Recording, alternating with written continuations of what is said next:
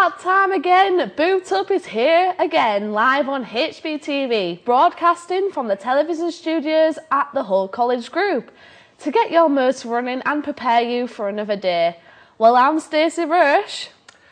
And I'm Raj Ahmed. We're Year 2 students from the BTEC National Diploma in Media Production course. This breakfast show is our final year project and we are very excited to come to you live from our own studios. We have more stuff in today's episode than you can shake a stick at. Why would you want to shake a stick at it? I have no idea, Stacey. You know what? We're really starting to get the hang of this presenting business, eh? What's happening, everybody? So, let's check what's going down on our glorious Wednesday on Boot Up. The guys from Music in Motion help you decide what tent is best for you to take in this summer festival. So, what tent have you brought? Well, I usually take a big tent with me because I've got like a lot of friends and that, you know, going with me to the festivals. Yeah, there's loads of different type of tents. There's different sort of equipments that you have to, Oh, you know. absolutely. A lot of people think, you know, it's just the equipments that, you know, some normal equipments that you have to take, but No. there's a lot of different stuff that you have to take. Well, set faces to sun as hip to be square geek out with the comic book shop Amazing Fantasy. Put on your dancing shoes. Skins takes you on a night out on the cheap. And another trip to the 13th floor has us chatting to the actors behind the film. It is a lineup more powerful than Godzilla. And only twice as radioactive. Stacey. So, Raj, you said you think the lineup is pretty good. How do you think the rest of the week is going to turn out?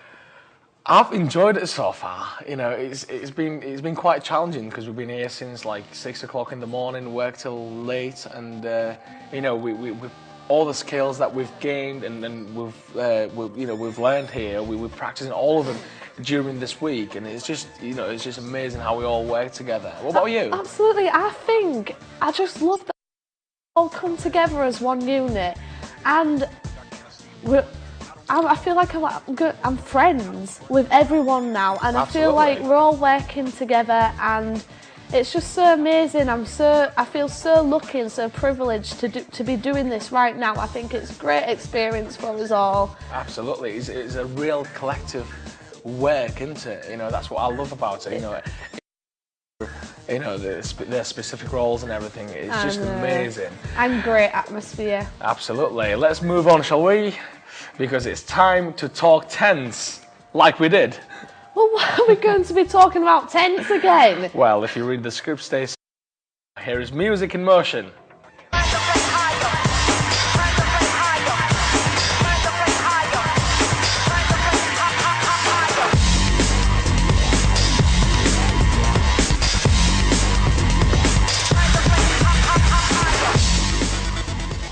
So, now you've got your festival sorted out and you know how to survive. The big question still remains. Which tent? That's right. Tents range from all different weather resistance, prices and everything. So finding the right tent can leave you in a sea of choices.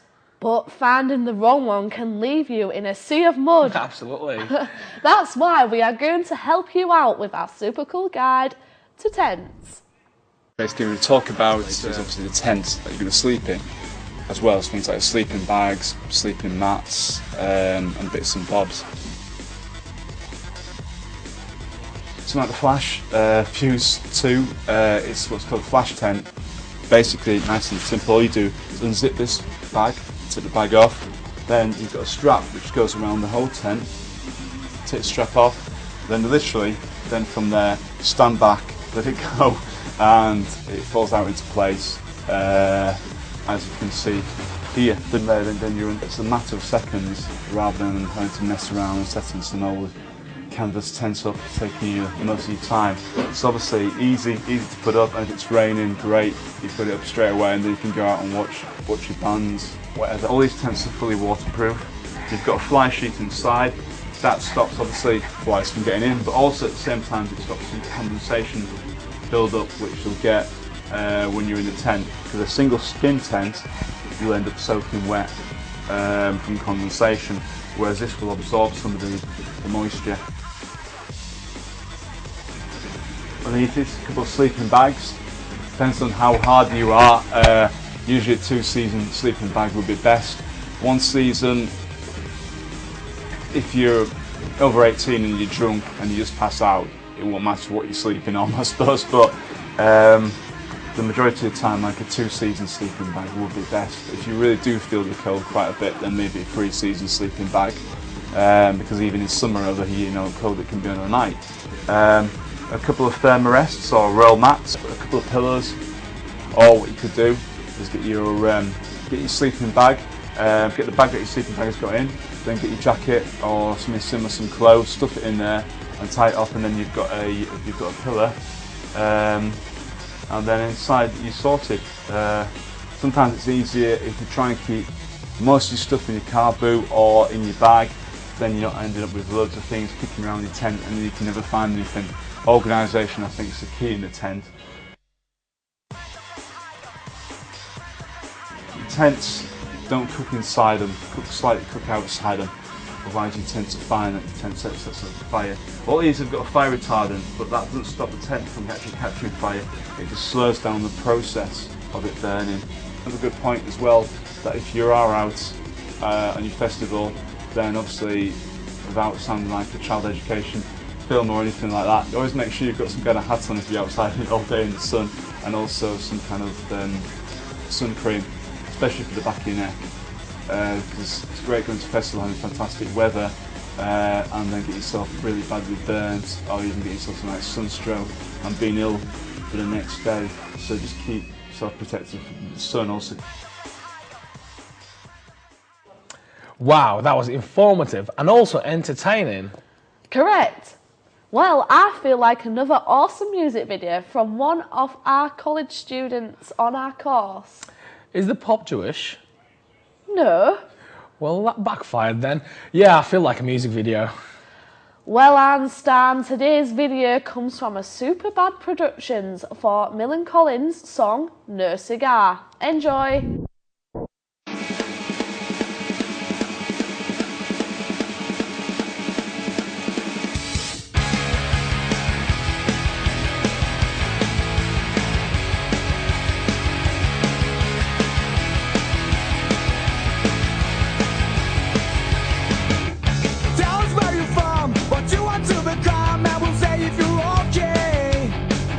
Where did you go to school? What else are your crew? Yeah,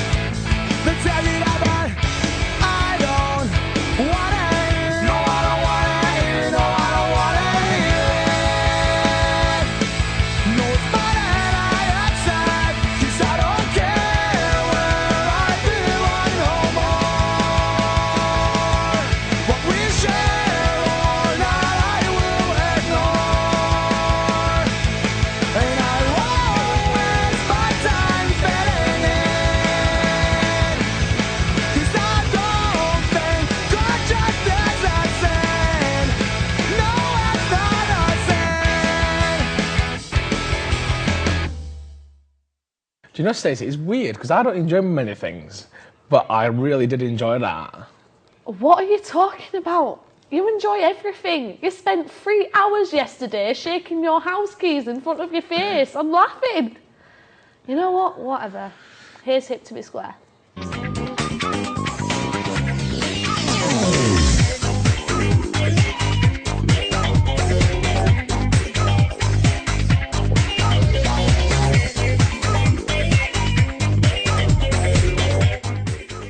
So, we plundered the geeky depths of Hullapalooza yesterday. However, today's Hip to be Square pushes geek into the limit in order to show all you doubters that it is indeed hip to be square. The Trekkies boldly went where few cameras and crews have gone before, the comic book shop. So it is Star Trek puns today then. Let's check it out. And remember, it's not geek, it's geek chic. Hi, I'm Emily, and you're watching Hip to be Square. I'm here at Amazing Fantasy, which is situated on Allenby Road. I'm here to show that the stereotypical idea of comic books being geeky isn't. I met up earlier with Richard Savage, who recently directed a short film, 13th Floor, who's also a regular shopper at Amazing Fantasy. How popular do you think comic books are, and why? I think comic books are more popular now than they were, say, about 10 years ago, because mainly because there's a lot of high-profile films out at the moment, like really big blockbusters that are based around comic books, and they've been really successful, like The Dark Knight, Iron Man, all that sort of stuff. What interests people into buying comic books, and why? I think, speaking from a personal level, I got interested in buying comic books like when I was a little kid because I used to watch what was called a Marvel Action Hour on BBC Kids programmes, and that was basically like they'd play Fantastic Four, Spider-Man and the Hulk, and so like Marvel Comics was like a big deal. So like I started reading Marvel Comics when I was younger, and like I used to play the first couple of the Tim Burton Batman films were quite big back then as well, and so like that's all gone to Batman and all that sort of stuff. What can you get from reading comic books, and has it changed your life in any way? It's not really changed my life per se, but it has influenced me in like things that I've done, like when I'm directing and stuff now. Like I often actually look at like comic book storyboards and stuff like that, and like it's a good idea for framing and the sort of stories that they tell in that way, like the like hyper reality sort of thing that they've got going with them. That's like always a good thing to have on film. So that, maybe in that sense. Comic books and anything to do with them is seen as stereotypically being geeky. Can you explain how this subject should not be classed as geeky?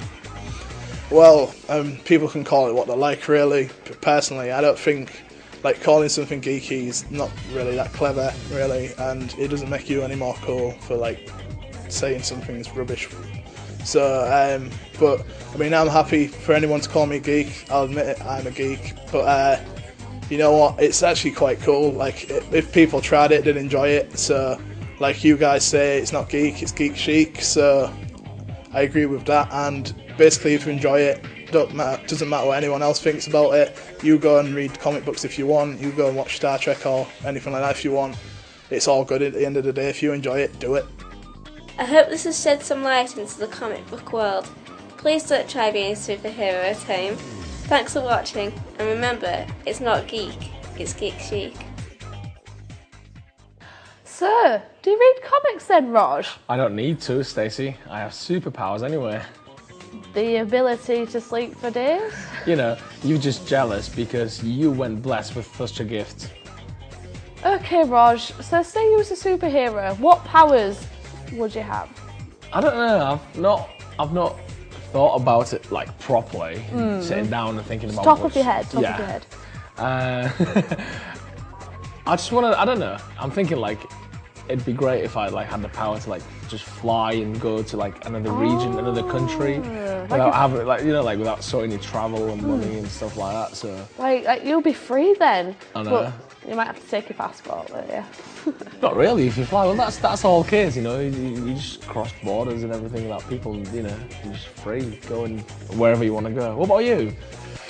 I think out of anything. Do you know Mystique out of X-Men? X-Men, yeah. Where she can change into anyone and anything. Oh, yeah. I think that'd be so cool. Imagine being like a celebrity and going to the supermarket. I'd love to do that, to see if anyone takes your autograph, or to pretend that you're someone else, but you're not really. Absolutely. I've heard that you wanted to see through walls. Are you still got... we was discussing this, weren't we? But I don't know. I don't think it sounds as good now because you just walk through the door. Oh, no. Well, can we just get on with the show now, Raj? Yeah, I suppose. All right then, I think it's that time again. We venture into the realm beyond time and space to bring you the things you have never seen before. Actually, it's just yesterday's news. We go back to the beat with the sound of the street. We go back to the beat with the sound of the street. We go back to the beat with the sound of the street. We go back to the beat with the sound of the street. Back to the beat. And your face. Oh, what paper do you have today, Raj? I've got The Guardian, the national newspaper. What about you, Stacey? I have got a local newspaper, which is the Hull Daily Mail. So what news have you got from yesterday? Well, the top story is that Bernard Coe, age 63, has had to pay £20,000 off debts back to the government because for 6 years he has been claiming that he's only had £100 in his bank. He's been claiming council housing, income support, and basically he had £60,000 what he's collected from them in his bank account, and unfortunately he has to pay £20,000 worth of it back and also have a jail sentence. What about you, Raj? Well, I've got a news report by Larry Elliott in The Guardian about the European election, and it states that Alistair Darling have announced that the BNP poll success in the European election was actually their fault. He indicates that it was Labour Party's failure to articulate a sense of vision, and that led to the success of the British National Party in the European election. What more news have you got? Well, we've got some local news here. Recycling has been the best in years. Apparently, May was the best in recycling. Over 5% more of bits and bobs were recycled in Hull, and that's 60,000 tonnes of waste that we have been able to recycle. So they're saying keep recycling, keep using your bins, and we're going to make it a better month next month. Now, more shoddy weather with the brief barometer.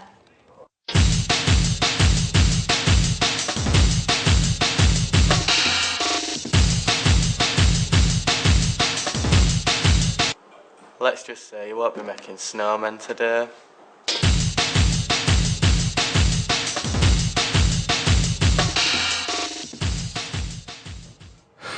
Do you know what? He gets paid more than I do.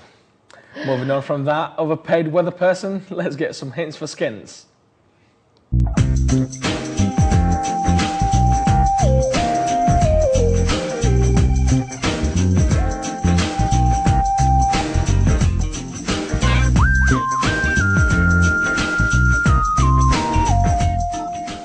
If you're anything like our team at Boot Up, then congratulations, you're a borderline party animal. Hey! Actually, you got a point. The problem is though, going out is very expensive. Well, if you ask me, it's too expensive. If only there was some sort of pre-prepared segment that would tell us where we can drink for less. Thanks. Thanks a lot for stealing my next link to the next VT. Here's a look at the cheap nights out in Hull in the next edition of Hints for Skins. Hi, and welcome to Hints for Skins.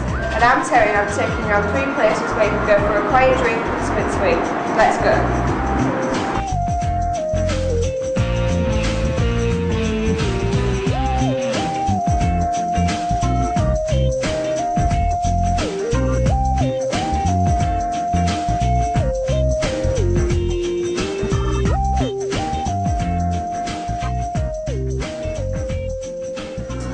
And what time do you open and close? 11:30, and we close on a weekday, 11:30 on a weekend, 1 o'clock. What are your most popular meals and what do the prices vary from? It depends when you come in to eat. On a dinner time, it's pretty much jackets, wraps, melts, all light sort of stuff that's quick and easy to get out. They're also pretty cheap, all ranging from about £3.95 up to about £5.50. If you come in at tea time, it's more sort of grills, main courses, and again they start from about £5 and they go up to about £10. So. Yeah. I've got a couple of meal deals, 2 for £6.50, which is like a selection of like cheaper option. A curry club on a Friday, which is a curry and rice and a free drink. How much is it to double up your drink from a single to a double? On the house spirits, it's just £1 extra. Yeah, we're a pretty big sports bar. All the big sort of sporting fixtures are on in here. We've got 2 big screens. This is Barracuda and we give it a 9 out of 10.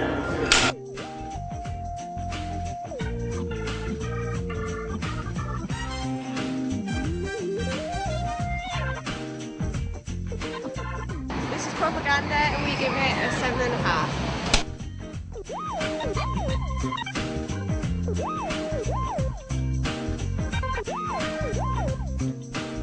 Monday to Thursday we open at 8:30, close at midnight. Friday and Saturday 8:30 till 2 AM and Sundays 8:30 till midnight. Right through the week from 8:30 we serve a builder's breakfast, and then we go on to paninis, baguettes, ciabatta type things, and from 5 o'clock till 8:30 we do the pub grub. The prices start from £3.50 for the builder's breakfast. That includes tea or coffee and toast. Your paninis, we start from like £2.50 with them and the baguettes. Yeah. And then on the night menu we'll go from £4.95 to £7.95 for steaks. How much is it to double up your drink from single? An extra £1. It's an extra £1. Is that everything, all of them, all the spirits? All the spirits. That's good. What's your cheapest drink out of everything? Foster's. Carlington Foster's, yeah. They're £2.20. Okay.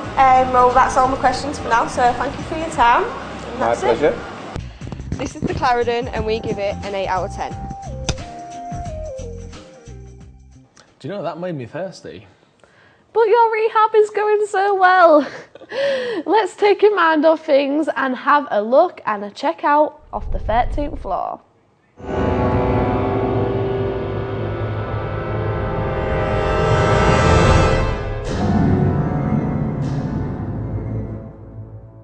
Actually, do we have another preview?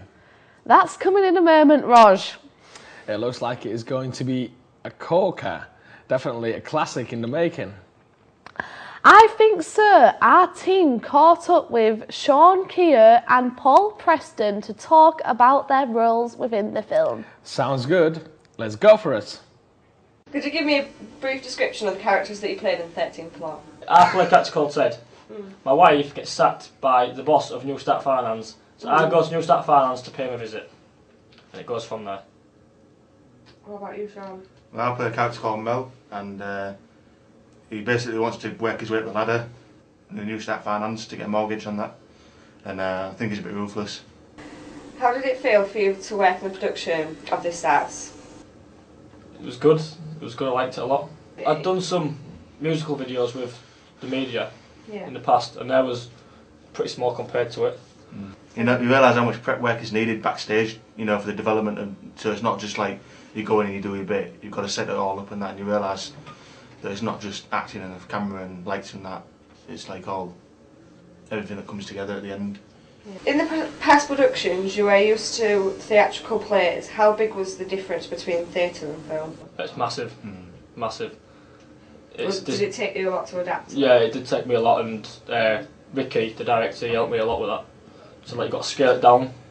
Like on stage, you've got to be big with your voice, your body, every movement's got to be bigger. But on camera, it's more subtle.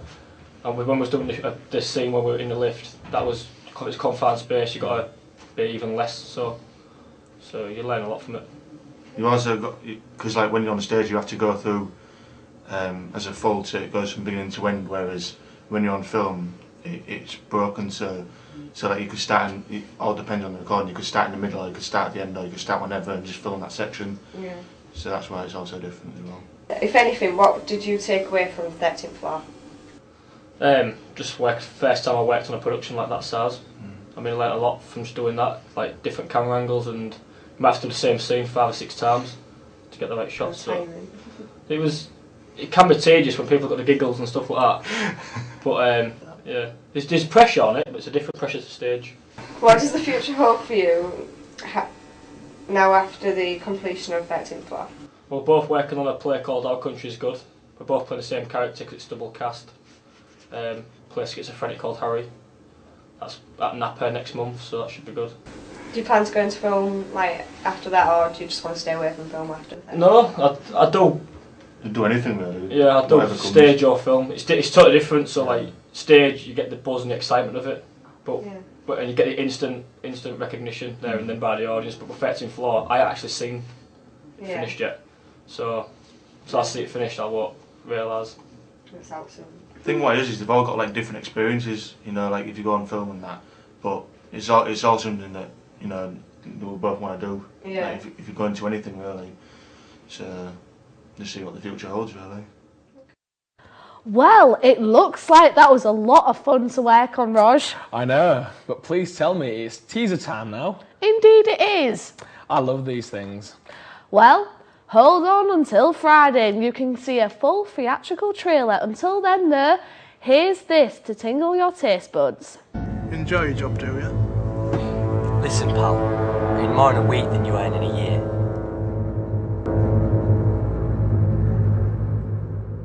I'm definitely seeing this multiple times. Me too.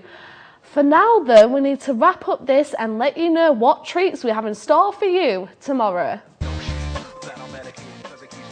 In Music in Motion, we will be having our very own album review here in the studio for all you music lovers, and not forgetting another exclusive music video from the students at Hull College. Hip to be Square takes us on another excellent adventure to prove to you that it's not geek, but geek chic with a trip to Waterstones. I think all of you should take note when Hints for Skins show us the best hangover cure. And how could we forget? Saving the best till last, we have another exclusive preview of the 13th floor and an interview with Ross Collier. I tell you what we have forgotten though, Stacey. Yesterday's news. Reminding you of all the top stories, and we will be seeing more of our extremely part-time weatherman. Oh well, it's no wonder we forgot about him. Oh God, think I need a good night's sleep. These early mornings are just killing me. Wow, something we agree on at last. But one of us has to present. What do you mean? Everyone's still watching. Oh, but I'm so exhausted. And I'm so exhausted that I'm going to have to call into sick bay when we're finished. Is that another Star Trek reference? It was. What's your problem? Well, you've been doing them all day. I don't even like Star Trek. Don't you realise it makes my boredom sense tingle? How can you not like Star Trek apart from Enterprise, of course? Nobody likes that. Well, anyway, I'm Stacey Rush. Live long and prosper. Dear Merv Scotty, and I am Raj Ahmed saying go away. Bye. See you later.